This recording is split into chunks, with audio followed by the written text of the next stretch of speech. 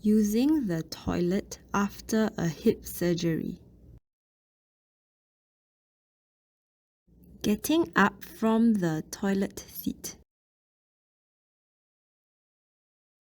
Scoot closer to the edge of the toilet seat. Stretch the operated leg forward. Place one hand on the walking frame.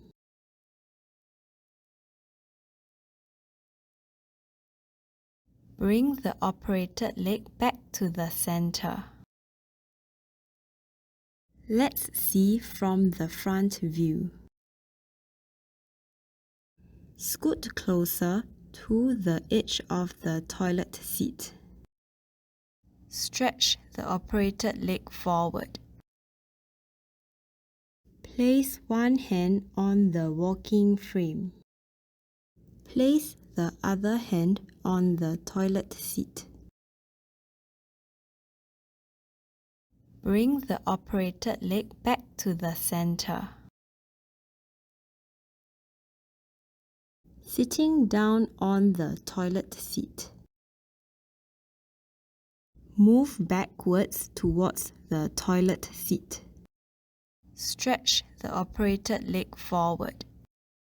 Place one hand on the walking frame. Reach for the seat as you lower yourself down. Do not bend more than 90 degrees at the operated hip. Bring the operated leg back to the center. Scoot yourself backwards. Let's see from the front view. Move backwards towards the toilet seat. Place one hand on the walking frame. Stretch the operated leg forward. Reach for the seat as you lower yourself down. Do not bend more than 90 degrees at the operated hip.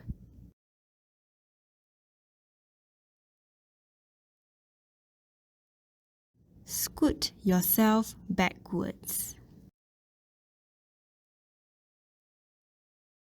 Flushing the toilet. Take a few steps to turn towards the toilet seat.